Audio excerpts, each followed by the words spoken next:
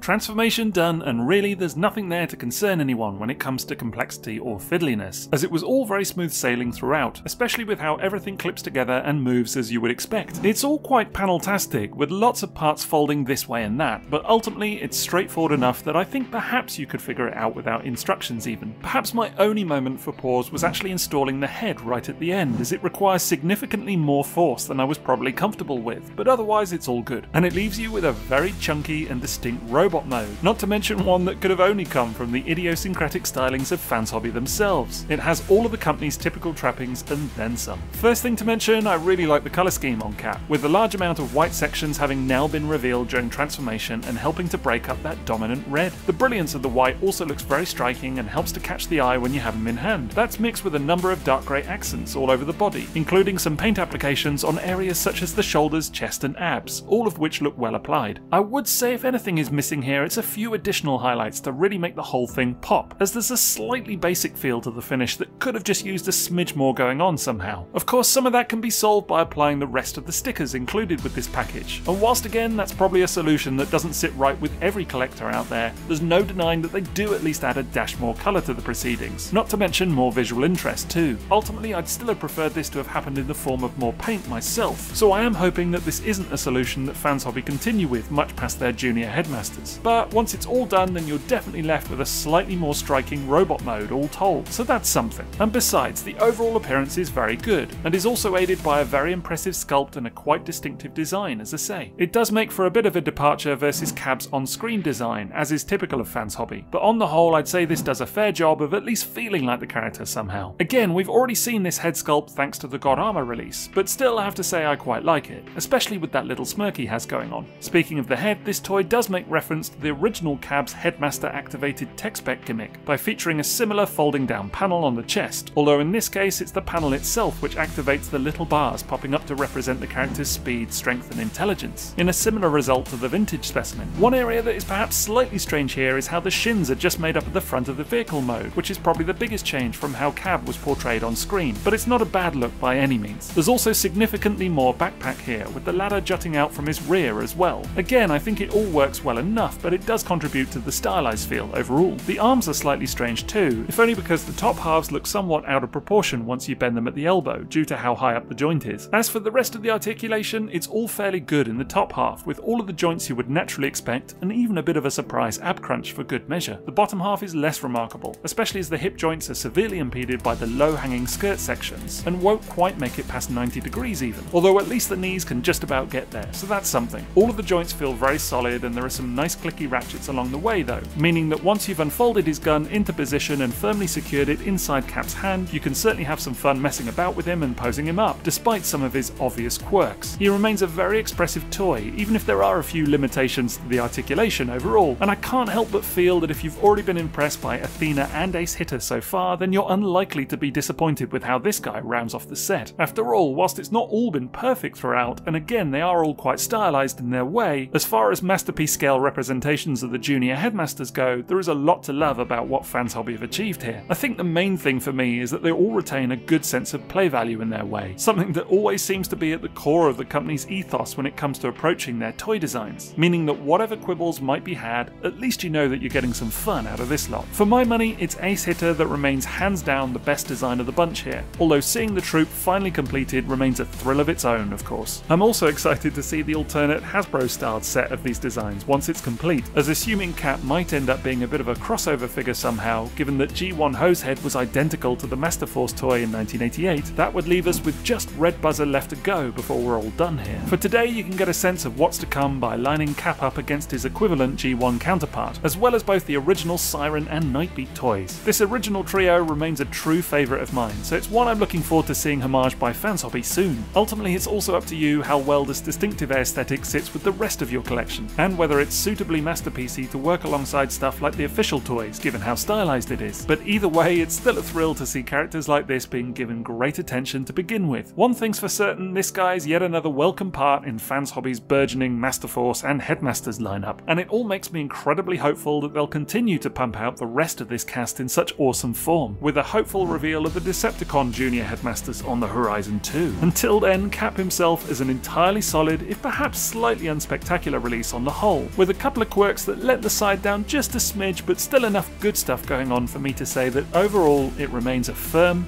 toot.